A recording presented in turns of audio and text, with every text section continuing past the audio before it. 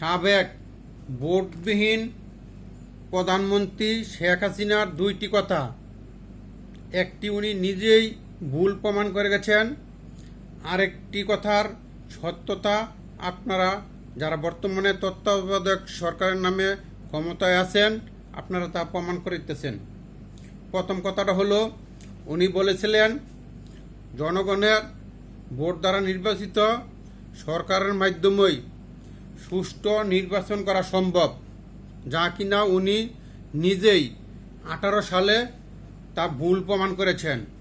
18 সালের নির্বাচনে ওনাকে বিশ্বাস করে বিএনপি সহ সারা বাংলাদেশে যত দলগুলি আছিল নির্বাচনে অংশগ্রহণ করেছিলেন। উনি বলেছিলেন আমাকে আপনারা বিশ্বাস করেন, আমার উপরে আপনারা আস্থা আনতে পারেন, আমি শেখ মুজিবুরের কন্যা। ওনার এই কথার উপর ভিত্তি করে বিএনপি সহ সকল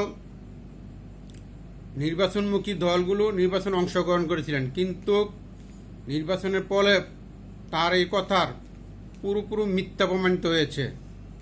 তিনি আরেকটি কথা বলেছিলেন, তত্ত্বাবধায়কের আন্ডারে কখনো সুষ্ঠু নির্বাচন কিংবা এই দেশ অনিশ্চিত, দেশের ভবিষ্যৎ অনিশ্চিত, তারা দেশকে এবং ক্ষমতায় থেকে যেতে চায়। এটা আপনারা কিন্তু প্রমাণ করলেন।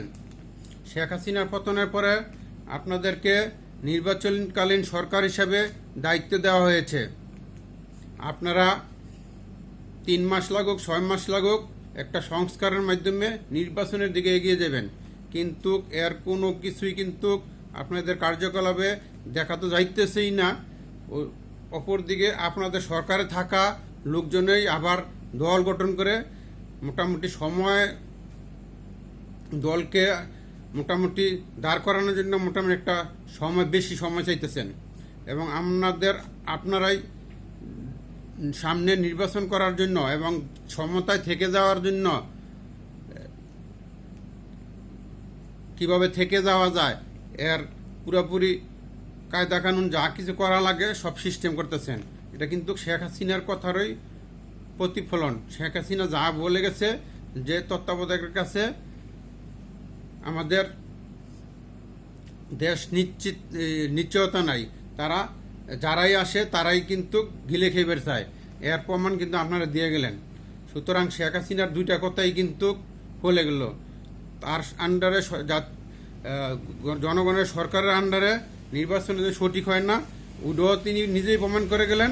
আর এখন কিন্তু আপনারা শেখ হাসিনার প্রতিনিধি হিসেবে কাজ করতেছেন কিনা জানি না, শেখ হাসিনার কথাটা কিন্তু আপনারা বাস্তবায়ন করতেছেন। ধন্যবাদ বুঝার জন্য।